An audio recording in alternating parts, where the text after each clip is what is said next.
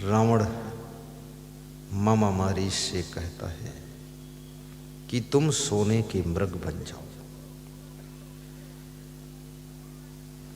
और पंचवटी में राम की कुटिया के आसपास में जा करके घूमो। सीता जी तुमको देखें, फिर जो होगा वो ठीक है। मामा मारीच ने मना कर दिया कि मैं माया मृग नहीं बनूंगा और भगवान राम की पंचवटी के पास में नहीं घूमूंगा, मैं ये धोखे वाला काम नहीं करूंगा। तो रावण ने कहा मैं आपको मार दूंगा। फिर तो मामा मारीच ने कहा रावण के हाथ से मरने से अच्छा है कि भगवान के हाथ से ही मरूं तो ठीक है, क्योंकि रावण से विरोध करना अच्छा नहीं। तब मारीच कहता है कि 9 लोगों से संसार में विरोध नहीं करना चाहिए, इनसे सावधान रहना चाहिए। कौन कौन? तब मारीच हृदय अनुमाना, न वहीं विरोधे नहीं कल्याणा। तब मारीच हृदय अनुमाना, न वहीं विरोधे नहीं कल्याणा।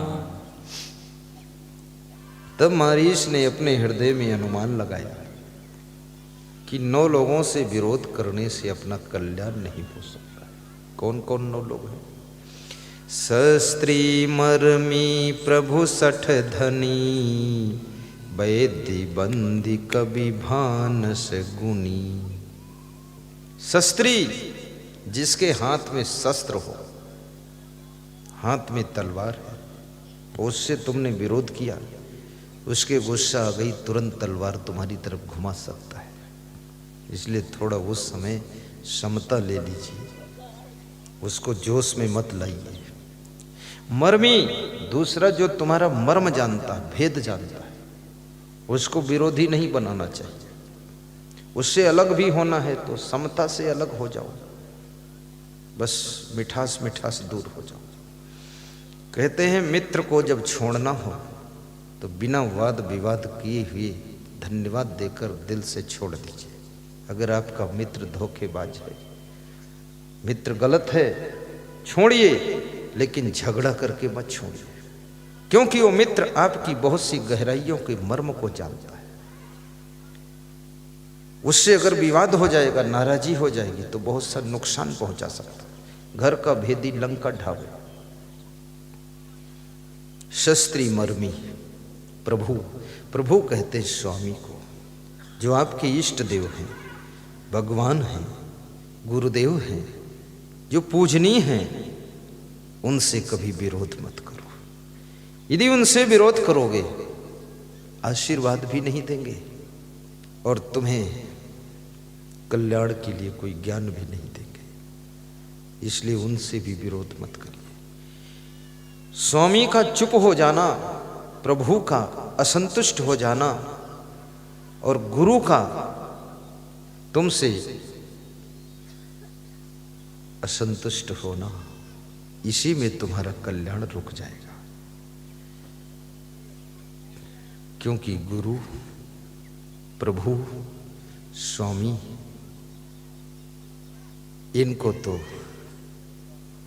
जितना खुश रखोगे उतना ही फायदा है अपना। प्रभु चौथे 60 माने दुष्ट होता है।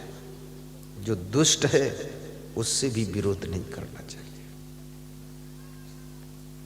दुष्ट से विरोध करोगे वो न जाने तुम्हारे साथ में क्या प्रोग्राम बना दे दुष्टता का।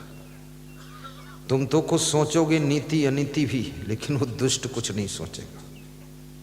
इसलिए दुष्ट व्यक्ति से गम खा करके साइड हो जाना चाहिए। दुष्ट से भिड़ो मत आप। प्रभु सठ धनी और धनवान से भी विरोध मत करो। धन भी एक शक्ति है, धनवान से विरोध मत ठानो।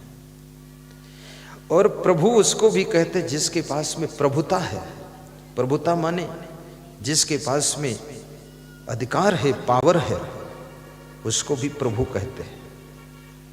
प्रभुता संपन्न जो लोग हैं अधिकार भी है, सब कुछ संपन्न है।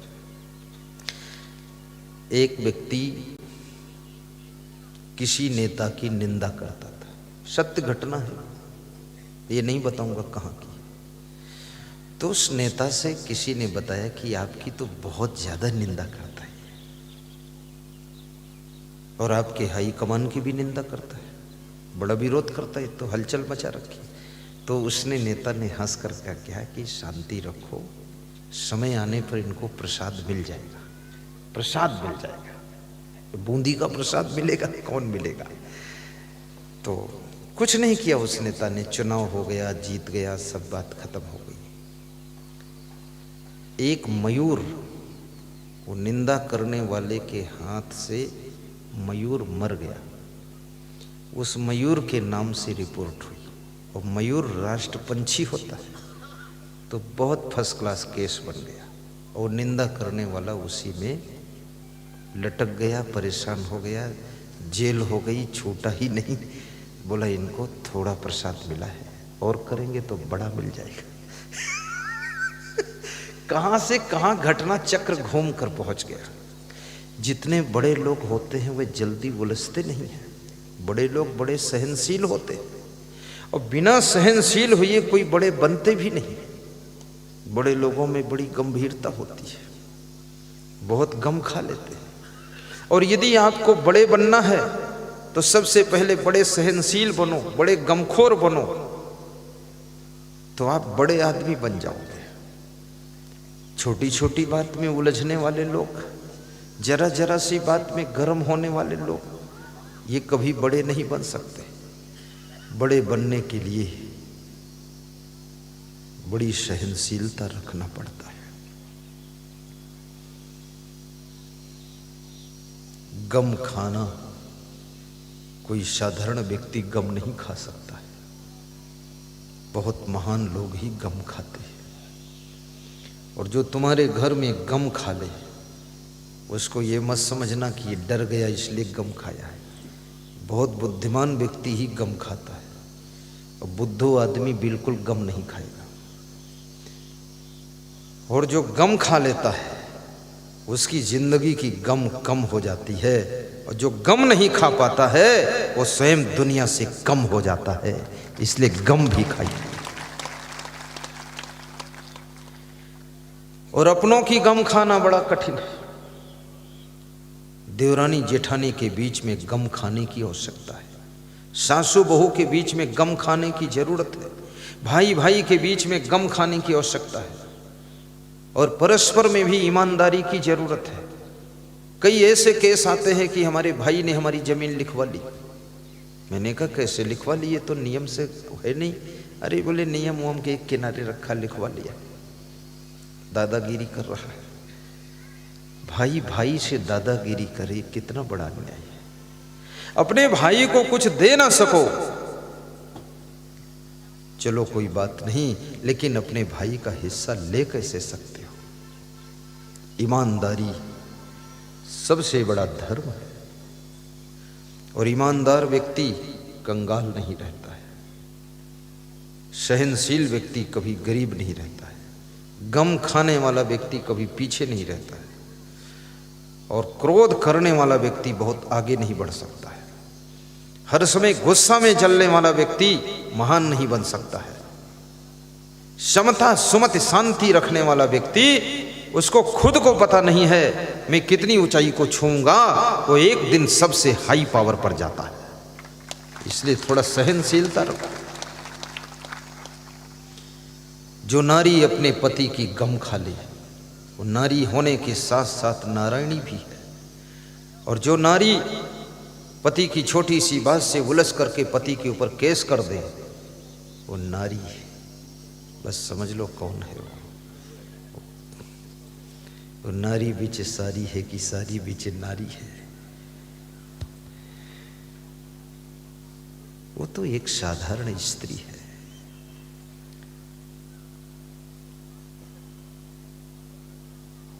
और जो पुरुष अपनी पत्नी की गम खाकर उसको निभा लेता है, उसमें कुछ गलतियां हैं, क्षमा कर देता है, गलतियां ना होती तो जन्म ही ना होता, सृष्टि में मुक्ति हो गई होती आत्मा की। और जन्म हुआ ही इसका मतलब कुछ गलतियां हुई हैं, उन गलतियों का भुगतान करने के लिए जन्म हो गया। अब एक दूसरे की गलतियों को क्षमा भी करना चाहिए। बार बार गलती करे थोड़ा दंड भी देना चाहिए, और ज्यादा ही गलती करे तो उसको त्याग भी कर देना चाहिए। हमारे साथ में संत महात्मा आते हैं, बहुत अच्छे संत लोग होते हैं। एक बार गलती करता है तो मैं उसे कुछ नहीं कहता, 3 बार करे तो कुछ नहीं, 8 बार करे तो कुछ नहीं, 10 बार करता है तो समझाता हूँ। फिर जब बार बार करता है तो मैं उसको क्षमा नहीं करता हूँ, मैं उससे क्षमा मांग लेता हूँ कि तुम मुझको क्षमा करना, अब मुझे छुट्टी दो महाराज, ने मेरा प्रवचन भी बिगड़ जाएगा, तुम्हारे लफड़े भी। कहाँ तक तुम्हें रोज रोज लेकर हम समझाते रहेंगे? तुम जाओ दूसरी जगह कहीं रहो, मुझे चौपट मत करो, मुझे जीने दो महाराज। हाँ, दुष्ट आत्माओं के साथ फिर ज्यादा कहाँ गुजारना। छुट्टी, और जिसको छुट्टी देता हूँ लास्ट तक निभा कर छुट्टी देता हूँ, फिर बोल देता हूँ कभी भी मत आना। क्योंकि जब 2 साल में नहीं सुधरे, 3 साल में नहीं सुधरे, जहाँ सुधारने की कंपनी है वहाँ नहीं सुधरे, कंपनी का जो पूरा मेरे से नहीं सुधरे, अब तेरे को कोई सुधार मुश्किल, अब तेरे को कोई पीटे पाटेगा तो शायद सुधर जाए। तो जाओ निकलो, चलो हटो, झंझट कौन करे। क्योंकि मैं भी अपने माता पिता को छोड़ कर आया, भाई बहन परिवार सब छोड़ दिया, अब यहाँ दूसरे के पचड़े में उलझे रहो तो मतलब ही क्या निकला। प्रेम से रहो तो ठीक है, लेकिन मैं उनके लिए शुभकामना फिर भी रखता हूँ। जब मिल जाते हैं तो उनको सहयोग भी कर देता हूँ। कभी मिल गई अचानक, हिम्मत बंधा देता हूँ, घबराना मत, कोई आपत्ति आएगी तो हम हैं मददगार, ऐसा भी बोल देते हैं, मनोबल बढ़ जाता है। एक बार गलती हो जाए तो भूल है, 2 बार 3 बार गलती हो जाए तो गलती गलती है, लेकिन बार बार गलती हो तो फिर वो अपराध है, और जिंदगी भर गलती हो तो तुम्हारी आदत है, अब कैसे छूटेगी। और गलती करने से आपका मनोबल, आत्मबल कमजोर होता है। ये तुम ये मत सोचना मैं गलती कर रहा हूं तो दूसरे लोगों को तकलीफ ज्यादा आ रही, आपका पूरा भविष्य और भाग्य बिगड़ रहा है। ये तुम्हारी गलतियां तुम्हारे भाग्य को कमजोर करती है, तुम्हारी भूल चूक त्रुटि तुम्हारी किस्मत को कमजोर कर देती है। सावधान रहिए, भाग्य को सौभाग्य में बदलने की कोशिश कीजिए, ऐसे कर्म कीजिए कि आपकी किस्मत बुलंद बननी चाहिए। किस्मत कोई भगवान नहीं बनाता, किस्मत तुम अपने कर्म की कलम से ही बनाते हो। अच्छे कर्म करो, पुण्य कर्म करो, परोपकार के कर्म करो, सेवा के कर्म करो, सुंदर स्वभाव बनाओ। सुंदर मकान बनाने के लिए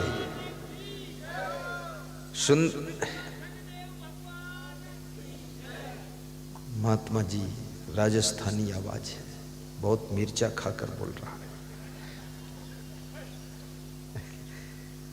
मैं क्या बता रहा हूं, मकान सुंदर बनाने के लिए बहुत पैसा चाहिए, गाड़ी सुंदर खरीदने के लिए पैसा चाहिए, साड़ी सुंदर खरीदने के लिए पैसा चाहिए, लेकिन स्वभाव और चरित्र को सुंदर बनाने के लिए पैसा बिल्कुल नहीं चाहिए, केवल दिल में प्रेम होना चाहिए। सुंदर मकान केवल सुविधा दे सकता है, शांति नहीं, लेकिन सुंदर चरित्र और सुंदर स्वभाव झोपड़ी के अंदर भी तुमको शांति दे सकता है।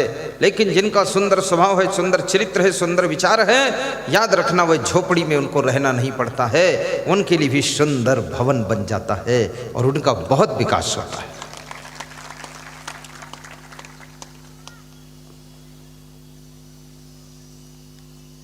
यदि तुम धनवान बनना चाहते हो, आज सिंपल सी बात बता देता हूं, सब महिलाएं भी सुन रही, पुरुष भी सुन रहे, धनवान बनने का फार्मूला कुछ नहीं करना है, बस छोटी सी बात है, सिंपल सी। अपने स्वभाव को सुधारो, चिड़चिड़ा स्वभाव मत बनाओ, प्रसन्न रहा करो, भोजन कम किया करो, साफ सफाई रखा करो, गम खा लिया करो, टिल टिल टिल टिल मत बोला करो, खुश रहा करो, व्यायाम कर लिया करो, बीमार मत बना करो, आलस्य मत करो, मेहनत किया करो, थोड़ा दान पुण्य भी किया करो, भंडारा कर दिया करो, कुंवारी कन्याओं को खीर पूड़ी खिला दिया करो, गौ माता की सेवा कर दिया करो, घर में साफ सफाई रखो, सामान को सेटिंग से रखो, इधर उधर सामान मत डाला करो, सब लाइन से जमा कर रखो, गुस्सा मत किया करो, हंसते हंसते रहा करो, घर में 5-6 बार दिन भर में ठहाका लगना ही चाहिए, लक्ष्मी आएगी। जहाँ लोग हंसते रहते खुश रहते वहाँ लक्ष्मी भी आती है, जहाँ लोग क्रोध करते तो लक्ष्मी भी डर के निकल जाती है। क्रोधियों के साथ रहना ठीक नहीं है, इसलिए खुश रहना चाहिए, परस्पर प्रेम से रहा करो।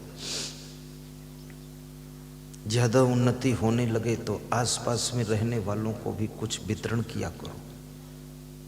लाखों का टर्नओवर, करोड़ों का टर्नओवर हो रहा है, तो ये टर्नओवर, इससे पड़ोसी को क्या फायदा है? पड़ोसी का दिमाग टनक जाएगा। ज़्यादा टर्नओवर करोगे, उसको भी कुछ दे दो। मेरा आश्रम जिस गांव में है, सभी आश्रम के सबके घरों में हमने ये जो सीलिंग लगी है ना, चांदनी, सब बंटवा दिया, पर्दा बंटवा दिया। तो मेरा जन्म स्थान जहाँ है वहाँ सबको टीन सेट बांट दिया। 500 नहीं, 700 टीन के तख्ते सबको, मैं नहीं गया, भिजवा दिया। तो मेरे जन्मभूमि के लोग कहते हैं महात्मा तो बहुत हुए, पर अपने गांव के ये महात्मा जो हैं ये तो भगवान रूप है। क्योंकि अब बोले गांव से जो निकल गया वो गांव का ख्याल क्यों करेगा। और अपने परिवार वालों से कहा कि एक टीन सेट मत लेना तुम, ये गांव वालों के लिए, तुम्हारे लिए नहीं है, क्योंकि तुम ऐसे ही संपन्न हो, तुम क्या करोगे। तो बोले ठीक है। बोले तो मैं क्या करूं। मैंने कहा वितरण करा दो, बाकी लेना मत। तो उन्होंने नहीं लिया। तो गांव वाले कहते थे गुरुजी अपने घर में एक टीन सेट नहीं दिए, सबको 10-10 दे दिए। तो मैंने कहा कि वही गांव की माटी में मेरा जन्म हुआ। आज मैं 34 साल हो गए गांव छोड़े हैं, लेकिन एक गांव के लोग आस रखते हैं कि हमारे यहाँ के इतने बड़े संत हो गए तो कम से कम कुछ उनको मोटा भी फायदा होना चाहिए। जिस गांव के तुम कलेक्टर हो, तुमने अपने गांव के लिए क्या किया। जितने लोग कलेक्टर बनते हैं ना, वो गांव की तरफ मुड़कर नहीं देखते। वो गांव वालों को समझते हैं ये सब कीड़ा मकोड़ा है, तो गांव के लोग समझते हैं ये पूरा भैंसा है, बेवकूफ। तो गांव वाले भी उसको ध्यान नहीं देते। होगा कलेक्टर फलेक्टर, क्या करना आपने, इससे फायदा क्या हुआ हमें। कम से कम जिस गांव में जन्म हुआ तुम कलेक्टर बने, ज़्यादा नहीं 1 महीने का वेतन ले जा करके लोगों को रजाई बांट दो। लेकिन वो कंजूस है, मक्खी चूस है, वो गन्ना चूस है, गन्ना चूस लेगा, कुछ नहीं। बस तुम भोपाल में मकान बनाओ और चाहे नेपाल में बनाओ, उससे लेना देना क्या दूसरों से। और गांव वालों को जा करके कुछ दे दो, प्रेम कर दो, बोल दो। मैं गुजरात में गया तो एक घनश्याम भाई अमेरिका से आए, तो उनको मिलने के लिए 100-200 लोग 10 दिन में देखा, उनके घर मेला लगा है। तो मैंने कहा घनश्याम भाई अमेरिका से आप ही आए हैं कि गांव में कोई और आया है। बोले 80 लोग लौट कर आए अमेरिका से। तो मैंने कहा ये मिलने वालों का मेला केवल आपके यहाँ लगता है कि सबके यहाँ। बोले केवल मेरे यहाँ। तो हमने कहा उनके यहाँ क्यों नहीं। बोले वो कंजूस है, मक्खी चूस है, अभिमानी है, वो बोलता मैं अमेरिका से आया हूं, घमंड है। आदमी भूखा रह सकता है लेकिन दूसरों के घमंड को देख नहीं सकता है।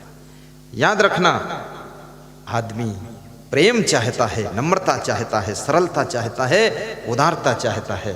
मैंने कहा आप। बोले हमारे यहाँ जो आते मैं उनके पैर छूता हूँ और बिठाता हूँ और डेली 1 कुंटल मीठा वितरण करता हूँ, सब खाते हैं। और सबको गुरुदेव किसी को 5,000, किसी को 10,000, किसी को 20,000 देता हूँ, भर के नोट लाया हूँ कमा करके पूरे गांव के लिए। बोले हमारे यहाँ चहल पहल चल रहा मिलन समारोह। दूसरों को भी बांटना चाहिए, देना चाहिए। और याद रखना, अगर देने का तुम मन बना लोगे तो तुम्हारे देने से पहले ये प्रकृति तुमको देने योग्य बना देगी, फिर तुम देना शुरू कर दो। तुम मन तो बनाओ, फिर देखना क्या होने वाला है।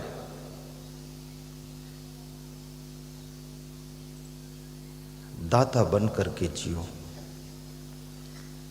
सब तुम्हारे सहयोग में कुदरत लग जाएगी। और अपनी जन्मभूमि को भूलना मत, उनके लिए भी कुछ करते रहना। कितने लोग बड़े बड़े नेता हो जाते हैं, अपने गांव की ओर मुड़ के देखते ही नहीं, वहां सब वही कचड़ा लफड़ा फचड़ा फंसा। क्या फर्क पड़ता तुम्हारे नेता होने से? थोड़ा गांव को विशेष सुधार दो, ऐसे तो पूरे प्रदेश को सुधार दो। ईमानदारी से नेतागिरी करो। पैसे से सब कुछ नहीं होता है। उड़ीसा में 25 वर्ष तक एक ही व्यक्ति मुख्यमंत्री रहा। सोचिए उसमें कुछ खासियत। अब उसका बेटा मुख्यमंत्री है, लेकिन उन्होंने अपने पास के पैसे भी जनता पर खर्च किए। और जो जनता के पैसे अपने ऊपर खर्च कर रहा है वो तो हारेगा ही। उसको हराना ही है, और हराना चाहिए भी, ताकि हार जाए तो 10-50 लाख चुनाव में उसका खर्च हो जाए तो फिर जनता को मिल जाएगा। जीतना ही जीतना है।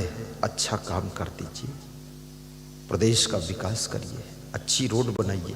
मैं दुबई गया था, हांगकांग गया, तो दुबई में मैंने देखा 20 लेन रोड है, 18 लेन की रोड।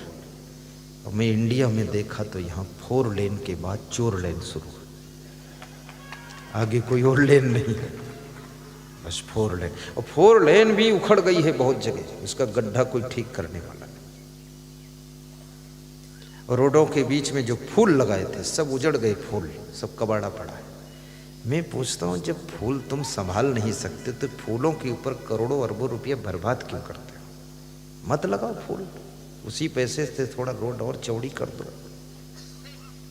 6 लेन कर दो, 8 लेन कर दो।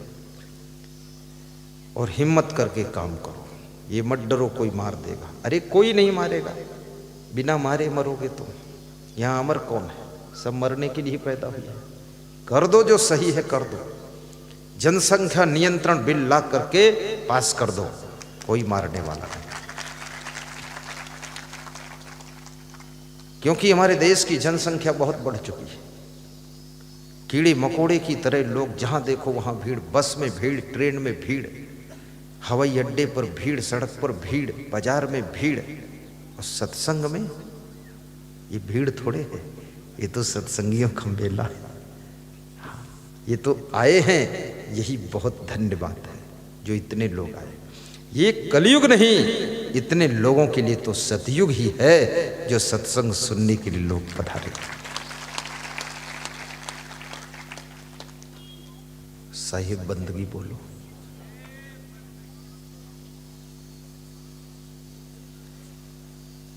तुम ही मेरे मंदिर। थोड़ा गीत गा दो। श्री हितेश पाटिल जी गाऊं? ठीक है, बहुत अच्छे, गाइए। तुम ही मेरे मंदिर, तुम ही मेरी पूजा, तुम ही देवता हो, तुम ही देवता। तुम ही मेरे मंदिर, तुम ही मेरी पूजा, तुम ही देवता हो, तुम ही देवता हो। कौन गा रहा है? महिलाएं गा रही, पुरुष नहीं गा रहे। पुरुष लोग महिलाओं के आड़ में चुपचाप बैठे। अलग अलग गवाऊंगा, पकड़े जाओगे। देखो महिलाएं गाएंगी तो ऐसे लगेगा कि बांसुरी बज रही है, और जब पुरुष गाएंगे तो ऐसे लगेगा कोई बांस बज रहा है। आवाज में फर्क, एक ही धरती पर रहने वालों का स्वर देखिए। माताएं गाएं, पुरुष सुने। और निवेदन करूंगा, कोई उठ उठ के मत जाओ। कौन उठ के जा रहा है? इसको पकड़ो, इसकी टांग पकड़ो। कोई उठ के मत जाना। दुनिया के काम बहुत कर चुके हो तुम, बहुत मेहनत कर चुके हो, कितना डेवलपमेंट कर चुके हो। आज अगर 1 घंटे काम नहीं भी करोगे, कम करोगे, उससे क्या फर्क पड़ने वाला है? याद रखना, जो इस सत्संग के पुण्य से जो वर्षों से रुके हुए काम हैं वो भी सफल हो जाएंगे। आप इतनी टेंशन क्यों लेते? कोटा शहर के निवासी बजरंग लाल बोहरा, गीता धाम में प्रवचन था कोटा में मेरा, तो आए मेरे पास। किशन लाल वर्मा जी को लेकर आए। वो उस समय मिनिस्टर थे, और मैं मिनिस्टर का उस समय समझता नहीं था मिनिस्टर की क्या ताकत होती है, तो मैं साधारण समझकर मिला जैसे सबसे मिलता। एक एक फल दे दिया, वो चले गए। शाम को फिर वो बजरंग बोहरा आए, बोले सब काम हो गया। तो मैंने कहा क्या हुआ? बोले 80 लाख रुपया फंसा था, वो आ गया दर्शन करने से, आपके साथ बैठने से। मैंने कितने दिन से फंसा था? बोले 8-10 साल से फंसा था, बड़ी टेंशन थी। सब बन गया काम। बहुत से रुके हुए काम भी तुम्हारे इस पुण्य से होंगे। ये धरती, ये मुकेश जैन की जमीन आज तीर्थ भूमि का रूप ले चुकी है, जहां पर इतनी पवित्र आत्माएं 10,000 की संख्या में बैठी हुई हैं, जहां इतने महान संत आए हुए हैं। ये तीर्थ भूमि है, यहां से सब काम बनेंगे। आप टेंशन इतनी क्यों लेते हो? आराम से बैठा करो। सत्संग में उठ उठ कर जाया मत करो, क्योंकि ऐसा समय कम मिलेगा। ये तो मुकेश कुशवाहा की कृपा है, ये लीलावती की लीला है। दोनों खड़े हो जाओ, हाथ जोड़ के दर्शन दो, जल्दी खड़े हो। ये इनकी कृपा और इनकी लीला है। दिल खोल कर प्रोग्राम कर रहे हैं और कह रहे हैं जो चाहिए मुझको बताओ, सामान ला दूंगा। बोले ये सोफा सेट आपको दे दूंगा। हमने कहा नहीं, हम क्या? बोले इस पर बैठे हो, ले जाओ साथ में, दूसरी जगह इसी डालकर बैठ जाना। मैं शायद उस तरह की व्यासगादी पर बैठता हूँ, आज इसको लगाया हूँ, ट्राई कर रहा था इसमें सफल होऊंगा कि नहीं, लेकिन सफल है। आधे घंटे तो थोड़ा उलट पुलट लगा मुझे, लेकिन अब एडजस्ट हुआ है। धन्य हो देवी, ये इनके माता पिता यहाँ मुख्य श्रोता बनकर बैठे हुए हैं। पिता का नाम श्री, नाम बोलो, नाना प्रसाद, ज्वाला प्रसाद कुशवाहा। तुम्हारा मांगी बाई। क्या बात, इतना नाम अच्छा है, मांगी बाई। जो मांगो वो मिल जाएगा। धन्यवाद मांगी। बैठो, दोनों बैठो। धन्य है ये कुशवाहा परिवार, धन्य है श्वेत के नर नारी, धन्य है इनके सहयोगी साथी गण, जिन्होंने बहुत इस कार्यक्रम में मेहनत किया है, प्रचार प्रसार किया है। धन्य है भैरूलाल सोनी, जिन्होंने अपना मकान हमारे ठहरने के लिए दिया है, क्योंकि मेरा नियम होता है जिस मकान में रहता हूँ वहाँ पर कोई माताओं बहनों को रहने का नियम नहीं होता है। मकान भले टूटा फूटा हो, अधूरा हो, लेकिन जहाँ हम रहेंगे वहाँ माता बहन को नहीं रहना है, क्योंकि हमारी तपस्या और साधना में कोई बाधा ना पड़े और बिल्कुल हम अपना ध्यान लगा सकें। इसलिए उसको स्पेशली पूरे मकान पर हमारा कब्जा है। मतलब छोड़ दूंगा कब्जा, कल छोड़ूंगा, ऐसा नहीं, हमेशा के लिए कब्जा नहीं किया। बस 3 दिन रहना है, फिर जाना है। गाइए, माताएं गाएं, पुरुष सुने, फिर पुरुष गाएं, महिलाएं सुने। तुम ही मेरे मंदिर, तुम ही मेरी पूजा, तुम ही देवता हो, तुम ही देवता हो, तुम ही मेरे मंदिर। थोड़ा जोर से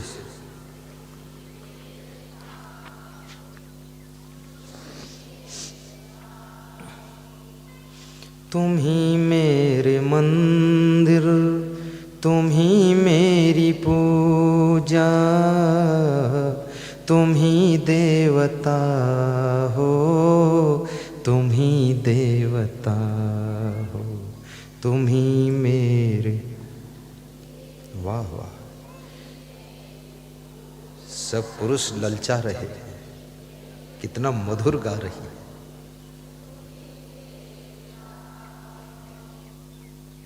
कुछ पुरुष मन में सोच रहे हैं, जितने मीठे सुर में यहाँ गा रही हैं, यही मिठास घर में भी बनी रहे तो अच्छा।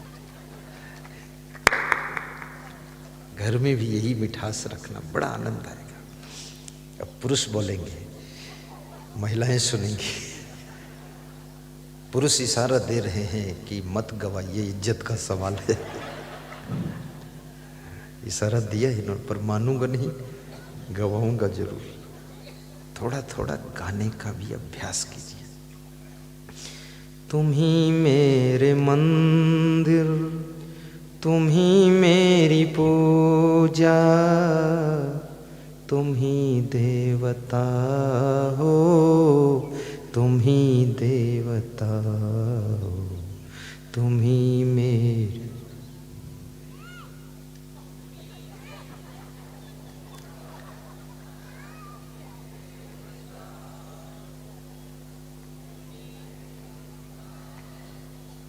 कुछ समझ में नहीं आ रहा है, ये गा रहे हैं कि रो रहे हैं। ऐसा लग रहा है कोई मुर्दा को दफनाने गए हैं। तो थोड़ा दमदारी से गाइए। पीछे वाले पुरुष लोग तुम भी गाइए। ये महिलाएं हंस रही इसलिए कि इनमें कमजोरी इतनी क्यों है। फिर से गाओ, एक चांस और। तुम ही मेरे मंदिर, तुम ही मेरी पूजा, तुम ही देवता हो, तुम ही देवता हो, तुम ही मेरे मंदिर।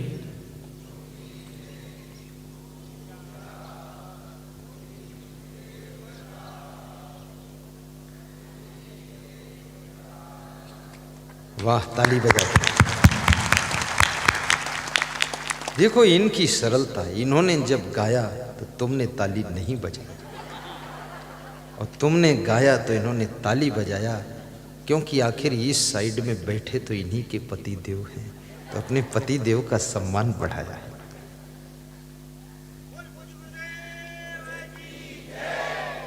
वाह, ये आवाज कुछ नई दिख रही है। श्री पुरुषोत्तम घाटिया साहब, खड़े हो जाओ, दर्शन दो। बकानी में जिन्होंने 5 बार प्रोग्राम कराया, 5 बार पधरौनी कराया है, पेट्रोल पंप के मालिक हैं, किराना स्टोर भी है, गुरुदेव के प्रिय भक्त हैं। उनके साथ में रामेश्वर शिक्षक जी, शर्मा जी, खड़े हो जाओ। साथ में गिरिराज घाटिया, जितने बकानी से आए सब एक साथ खड़े हो जाओ। बकानी वाले, ये देखो उनके भाई साहब है, धन्य हो। वाह, बकानी की जय हो। दसोरिया गांव से ये भी पेट्रोल पंप के मालिक हैं, खड़े हुए। दुले सिंह जी राजपूत, नारायण सिंह राजपूत और फूल सिंह राजपूत, खड़े हो। कौन कौन जितने आए वहां से खड़े हो जाए साथ में। ये देखो, 4 में करो विचार, हो जाओ तैयार। 2 बार 3 बार प्रोग्राम करा चुके हैं, और पधरौनी भी 3 बार हो चुकी है। ये भी पेट्रोल पंप के मालिक है। ताली। बाल कृष्ण जी, वाह, शिक्षक जी, आशीर्वाद। बैठो, इनको सबको। राधे श्याम जी सोनी, खड़े हो जाओ। पाठ तनोड़िया के पास अकेले प्रोग्राम कराया था ऐसा।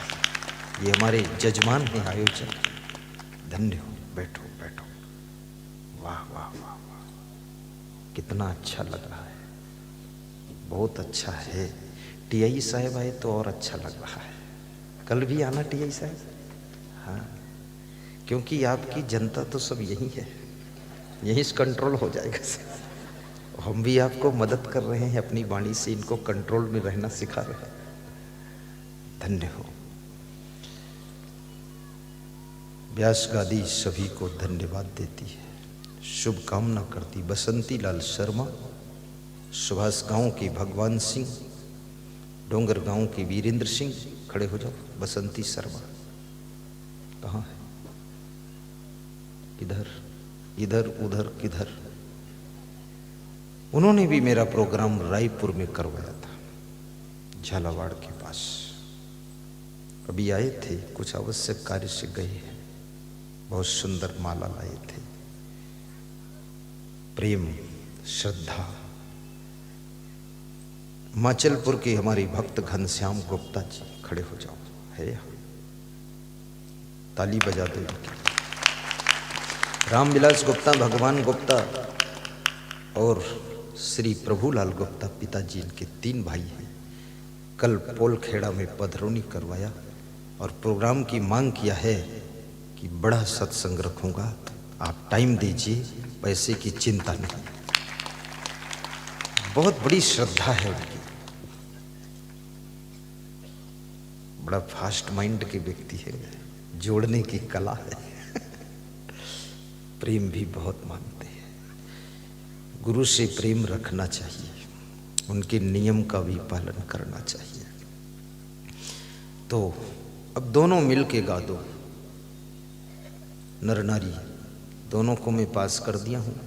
फेल इसलिए नहीं किया हूँ कि कल तक रहना भी है हमको। हाँ, सब पास है। तुम ही मेरे मंदिर, तुम ही मेरी पूजा, तुम ही देवता हो, तुम ही देवता हो। तुम ही मेरे मंदिर, तुम ही मेरी पूजा, तुम ही देवता हो, तुम ही देवता हो। तुम्हें देख कर के एक ख्याल आ रहा है, तुम्हें देख कर के एक ख्याल आ रहा है कि जैसे फरिश्ता नजर आ रहा है, कि जैसे फरिश्ता नजर आ रहा है, नजर आ रहा है।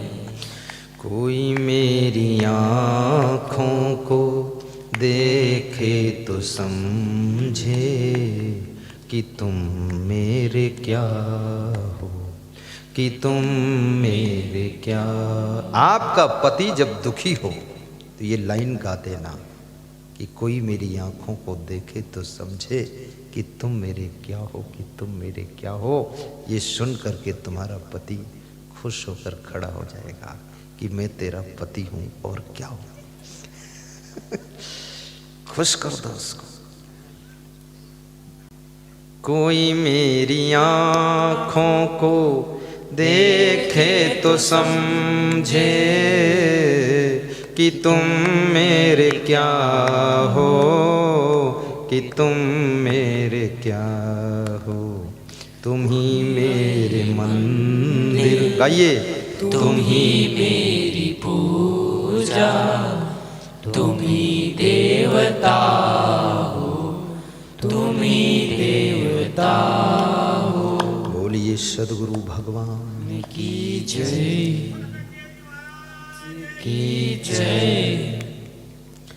ये मधुर पंक्तियां कभी कभी अपने घर में गुनगुनाया करो, बहुत शांति मिलेगी। उलझन में मत रहा करो, टेंशन भी मत करो, कर्म करो, फल तो तुम्हारा कर्म देगा। चिंता व्यर्थ क्यों करते हो? कृष्ण कहते हैं व्यर्थ चिंता क्यों करते हो? आए हो एक दिन जाओगे, रोते हुए जन्म हुआ है। मुस्कुराते हुए जिंदगी जियो, हंसते हंसते संसार से विदा हो जाओ। दुखी मत रहो। धन जितना है उतने में ही अपने आप को धन्यभागी समझो। अधिक धनवान बनने के लिए बुद्धिमानी से डिसीजन लेकर अधिक मेहनत कीजिए। गलत डिसीजन लेकर मेहनत करने वाले लोग सफल नहीं होते। सही निर्णय लेना सीखो। गलत सामान मत खरीदो, फालतू सामान मत खरीदो, फालतू काम मत करो। अपनी क्षमता से अतिरिक्त काम में हाथ मत डालो। पूंजी भी जाएगी, समय भी व्यर्थ जाएगा। उस कार्य को प्रारंभ करो जिसको करने के लिए तुम्हारा जन्म हुआ। सभी कार्यों को करने की तुम्हारे अंदर सामर्थ्य नहीं है। अलग अलग कार्य करने के लिए अलग अलग इंसान का जन्म होता है। समय को भी पहचानो। अगस्त में गेहूं बोओगे, कुछ भी होने वाला नहीं। मई में गेहूं बोओगे, कुछ भी होने वाला नहीं। अक्टूबर में गेहूं बोओगे, बहुत कुछ होने वाला है। किस समय क्या करना है, इस समय को भी पहचानिए। अवसर को पहचानिए। अवसर सबके लिए आता है। ज्यादातर लोग अवसर को पहचान नहीं पाते, अवसर हाथ से निकल जाता है। बसंती लाल जी भवानी मंडी से तुम्हें हम धन्यवाद देते। ये हमारे भक्त भवानी मंडी के, इन्होंने भी प्रोग्राम 3 बार कराया। इनको भी आशीर्वाद है। जाके आ जाओ, तो जंतर मंतर करो, कुछ साहिब बंदगी ध्यान दीजिए। जिंदगी सबको मिलती है, जीने का ढंग सबको नहीं मिलता है। जिनके पास जीने का ढंग नहीं है उनकी जिंदगी भार बन जाती है। जिनके पास जीने की कला है उनकी जिंदगी बहार बन जाती है, त्योहार बन जाती है। उनकी जिंदगी होनहार बन जाती है। जीने का ढंग सत्संग ही सिखाता है। जीने का ढंग आध्यात्मिक शास्त्र सिखाते हैं। इसलिए याद रखना, स्वाध्याय भी करना चाहिए, धार्मिक ग्रंथों को पढ़ना चाहिए और प्रवचन सुनना चाहिए। इससे जिंदगी जीने की कला मिलती है और उस कला को सीखने वाले लोग अपनी जिंदगी में सफल होते हैं।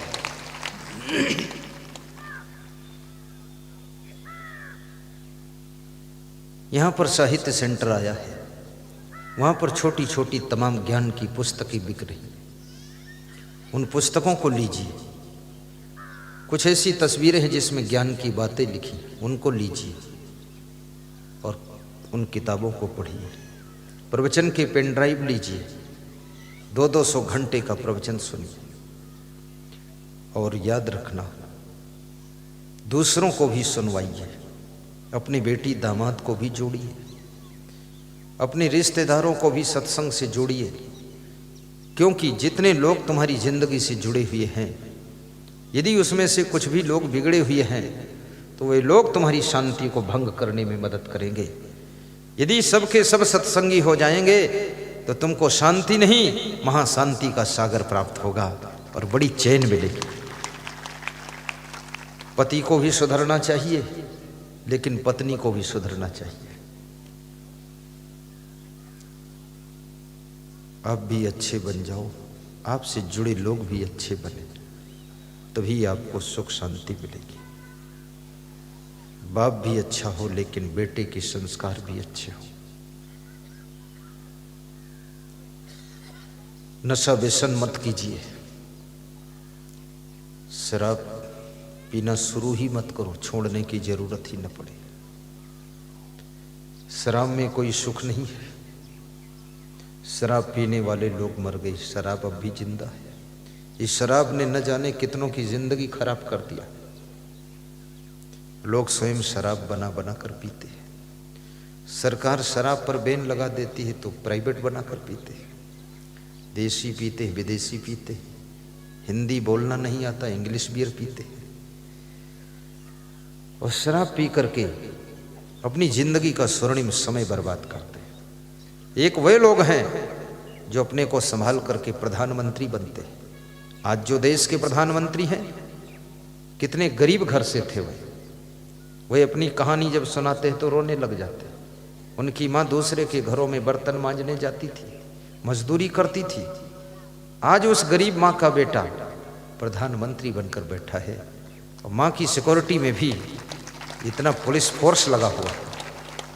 माँ को भी आश्चर्य होता होगा ये क्या हो रहा है। एक ही लाल ने कमाल कर दिया। 6 पुत्र हैं, उसमें से एक आज भी कबाड़ी का काम करता है, दूसरा ऑटो रिक्शा चलाता है, तीसरा पेट्रोल पंप पर तेल भरता है और 2 और क्या करते मुझे पता नहीं। पर ये मोदी जो है, नरेंद्र मोदी, ये प्रधानमंत्री बना बैठा। लोग कहते पैसे के बिना राजनीति नहीं होती है, पर नरेंद्र मोदी से सीखो कि पैसे के बिना भी प्रधानमंत्री बनता है। हर काम पैसे से थोड़े होता है। तुम स्वयं अच्छे बनो, जनता अच्छे लोगों का चुनाव करती है। और मैं तो कहता हूं किसी पार्टी के गुलाम मत बनो, पार्टी के चक्कर में भी मत पड़ो। जो व्यक्ति बहुत अच्छा हो, देश हित में फैसले लेता हो और अपने जान को जोखिम में डाल करके भी देश का भविष्य संवारता हो, उस व्यक्ति के साथ में आपको खड़े होना चाहिए। मैं तो किसी पार्टी का नहीं, मैं किसी पार्टी के साथ रहता ही नहीं। पार्टी सार्टी के चक्कर में क्यों पड़ो। जो अच्छा काम करे हम उसके साथ हैं। वो चाहे कमलनाथ हो, चाहे शिवराज हो, चाहे नरेंद्र मोदी हो, अच्छा करेगा उसके साथ मेरा आशीर्वाद है।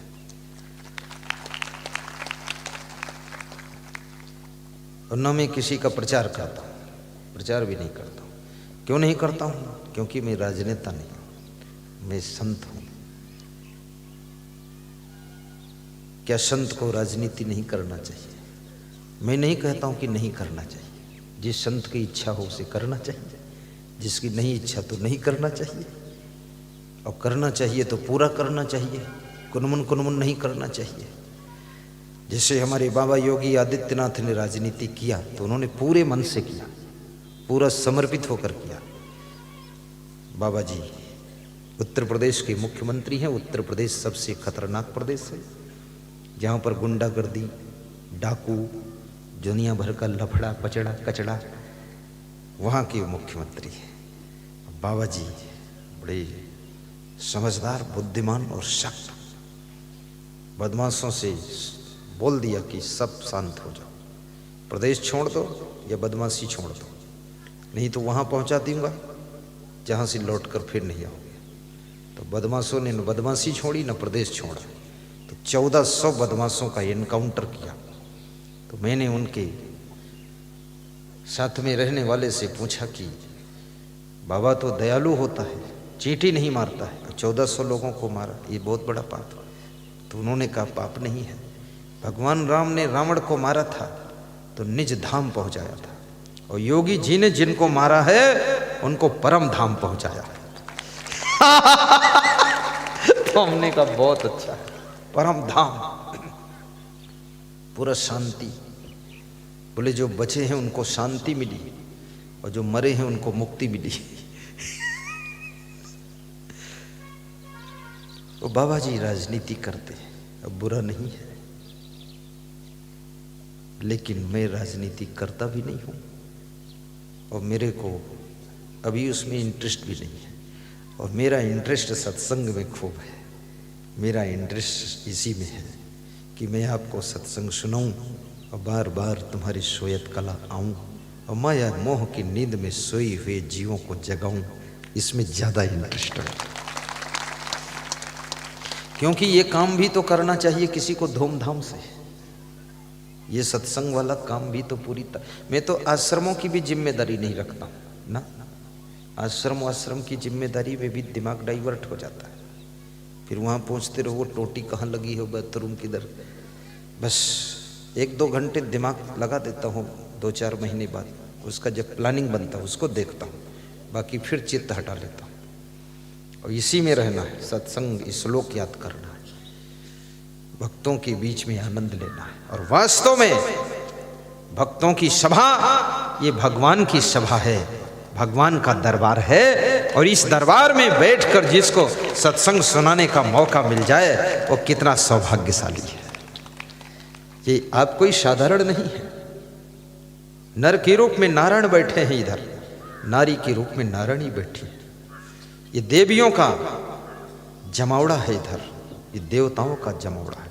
अभयम सत्यम संशुद्धि ज्ञान योग व्यवस्थिति दानम दमस्त यज्ञ स्वाध्याय तप आर्जव अहिंसा सत्यम अक्रोधा त्यागा शांति अवैष्णम दया भूतेश अलोलुप्तम मार्दवम ही हुआ छापला तेजा क्षमा धृति शौचमद्रोहो नातिमानिता भवंत संपदम दैवीम अभिजातस्य भारत। ये 26 लक्षण देवी देवताओं के होते हैं। मैं आपके अंदर देखता हूँ, किसी में 24 लक्षण हैं, किसी में 20 हैं, किसी में 15 हैं। कोई पूर्ण देवी देवता है, कोई आधा देवी देवता है, लेकिन ये देवी देवताओं का मेला लगा हुआ है। इस मेले को हम धन्यवाद देते हैं।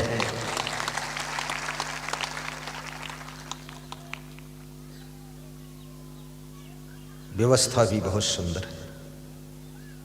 और आप लोग महान हैं, कोई शोरगुल नहीं करते, क्योंकि हमारे पास बाजा वाजा नहीं है। हम अकेले बोलते हैं, तुम अगर हल्ला मचाओ तो हमारी आवाज़ दब जाएगी। लेकिन तुम महान हो, शांत बैठते हो, चुपचाप। क्यों बैठते हो ये मुझे नहीं पता है, लेकिन बैठते चुपचाप हो, कोई हलचल नहीं। सब टुकुर टुकुर मेरी ओर देख रहे हैं, बच्चे भी देख रहे हैं कि क्या होने वाला है। और मैं हंसता हूं तब तुम हंसते भी हो। धन्य है जिंदगी आपकी।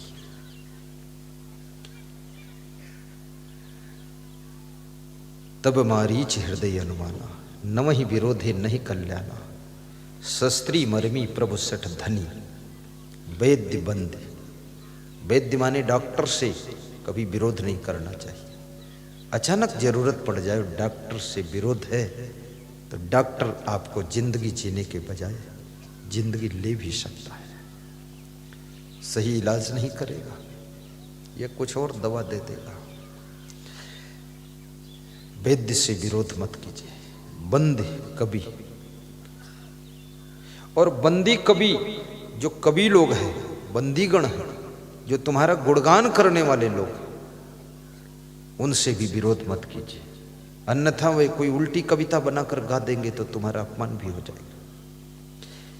भानस माने भंडारी, जो भोजन बनाने वाला रसोइया है, उससे विरोध नहीं करना चाहिए। नहीं, रसोई में नमक और शक्कर डालने के बजाय कुछ और भी थोड़ा डाल देगा तो राम राम सत्य है, और सत्य कहे मुक्ति है। इसलिए रसोइया से विरोध नहीं करना चाहिए। स्वामी दयानंद सरस्वती को मारने वाला उनका कौन था? रसोइया ही तो था। जगन्नाथ नाम था उसका। उसने थोड़ा पॉइजन डाल दिया था। स्वामी दयानंद सरस्वती का देहांत हो गया था। रसोइया, तुम्हारे रसोइया सब इधर बैठते हैं, इनसे विरोध मत करना। खैर ये ऐसा काम नहीं करेंगे, क्योंकि ये इनके तुम पति देव हो, आपकी रक्षा चाहते हैं। और नारियां करवा चौथ का पर्व मनाती हैं पति की उम्र बढ़ाने के लिए। उस दिन ध्यान करती हैं, व्रत रहती हैं और शिव पार्वती की पूजा करती हैं। करवा चौथ के पर्व के दिन मन्नत करती हैं कि मेरे पति की उम्र बढ़ जाए। लेकिन पति लोग कोई ऐसा पर्व नहीं मनाते हैं कि मेरी पत्नी की भी उम्र बढ़ जाए, कभी नहीं मनाते, क्योंकि जितनी उम्र है इसी में वो बहुत तंग हो गए। क्यों नहीं मनाते हो? तुम भी थोड़ा इनके लिए मनाइए कि इनकी भी उम्र बढ़े, दोनों की बढ़े, और दोनों साथ साथ जियो, साथ साथ खाओ पियो रहो। और नारियों को ऐसा व्यवहार भी नहीं करना चाहिए जो आपका पति ऊब जाए आपसे। एक सेठ जी की पत्नी मरी, लाश को स्नान कराया गया, कफन लपेटा गया, अर्थी सज गई, लेकर चल दिए। आगे आगे पति चल रहा था, 4 लोग कंधा लगाए थे। एक नीम का पेड़ रास्ते में था, टेढ़ा पेड़, उसमें अर्थी टकरा गई। सावधानी नहीं रखा लोगों ने, अर्थी टकराई तो धक्का लगा, तो सेठ की पत्नी को होश आ गया। उसने हाथ हिलाया, बोली कहाँ लिए जा रहे हो? बोले शमशान घाट। बोले नीचे रख दो, मैं जिंदा हूँ, अभी नहीं, मुझे शमशान घाट ले जाना। वापस लौटा के घर लाई, 10 साल जिंदा रही। 10 साल बाद फिर मरी, फिर स्नान कराया गया, कफन ओढ़ाया गया, फिर अर्थी सजाई गई, फिर 4 लोग कंधा लगाकर चले, फिर उसका पति आगे आगे चला। तो जहाँ वो नीम टेढ़ा था वहाँ खड़ा हो गया पति, बोले इस जगह सावधानी रखना, एक बार अर्थी टकराई है तो 10 साल झेलना पड़ा है। बच के निकाल ले चलो, बेड़ा पार हो जाएगा। ये कोई रिश्ते में मधुरता है जहां पति ये मनोकामना कर रहा मेरी पत्नी मर जाए फिर जिंदा ना हो, पत्नी सोचे मेरा पति मर जाए जिंदा ना हो। ये कैसा रिश्ता? रिश्तों में तो ये होना चाहिए कि मेरी पत्नी की उम्र मुझसे भी ज्यादा हो, मेरे पति की उम्र मुझसे भी ज्यादा हो, मेरे गुरु की उम्र बहुत लंबी हो और मेरे शिष्य की उम्र लंबी हो, मेरे माता पिता स्वस्थ रहे, लंबी उम्र को प्राप्त हो। याद रखना, जहां प्रेम होता है वहां लंबी उम्र की कामना हम करते हैं, और जहां अंदर से एक दूसरे से दुख होता है वहां पर ये कामना नहीं करते हैं, हम अशुभ कामना करते हैं कि जल्दी मर जाता तो छुट्टी मिल जाती। ऐसे कार्य मत करो। कबीर जब हम पैदा हुए जग हंसे हम रोए, ऐसी करनी कर चलो हम हंसे जग रोए। कबीर जब हम पैदा हुए जग हंसे हम रोए, ऐसी करनी कर चलो हम हंसे जग रोए। कबीर कहते हैं जब तुम जन्म लेते हो तुम रोते हो, तुम्हारे परिवार के लोग खुश होते, लेकिन तुम ऐसे कर्म करो कि तुम मुस्कुराते हुए जिंदगी जियो और हंसते हंसते मर करके जाओ। लेकिन जब तुम मरो तो दुनिया के लोग, घर के लोग तुम्हारी याद में, तुम्हारे वियोग में रोते रहे।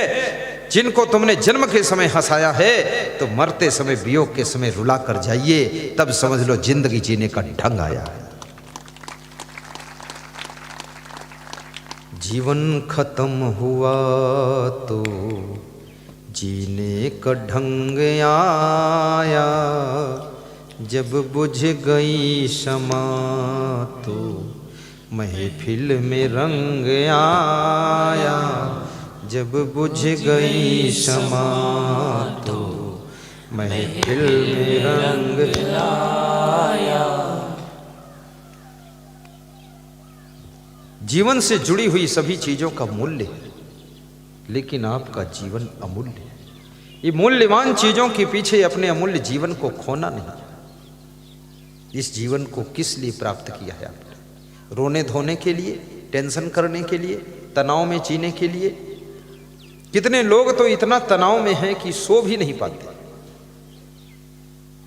जिंदगी में कर्म ऐसे करिए, चरित्र ऐसा बनाइए कि आराम से सो भी सको। दिवसे नैव तत्कुर्यात् येन रात्रौ सुखम वसेत, अष्टमासेन तत्कुर्यात् येन वर्षा सुखम वसेत, पूर्व वयस तत्कुर्यात् येन वृद्धा सुखम वसेत, यावत जीवेन तत्कुर्यात् येन प्रेत्य सुखम वसेत। विदुर जी कहते हैं दिन भर में वह काम करो जिससे रात्रि को सुख से सो सको, 8 महीने में वह काम करो जिससे वर्षा के 4 महीने आराम से रह सको, और बचपन जवानी में वो काम करो जिससे बुढ़ापे में सुख से जी सको, और जिंदगी भर वह काम करो जिससे मरते समय हंस करके मर सको। ये विदुर जी बहुत बड़े विद्वान थे।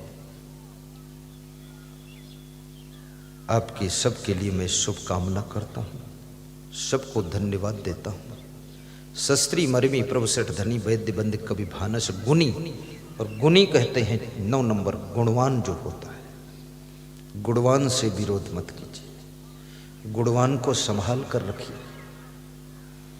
क्योंकि गुणवान के बिना सफलता भी नहीं है, शांति भी नहीं। और स्वयं भी गुणवान बनिए। संत कबीर कहते हैं मानुष तेरा गुण बड़ा, हे मनुष्य तेरे गुण ही बड़े हैं। और जो गुणवान होता है वो धनवान भी बनता है, जो गुणवान होता है वो महान भी बनता है, और जिसमें पूर्ण गुणवान जो है वो भगवान भी बनता है। गुणों का ही खेल है, शक्कर में यदि मिठास का गुण ना होता तो उसे शक्कर कौन कहता है, और मानव में मानवता का गुण नहीं है तो इसे मानव कौन कहेगा।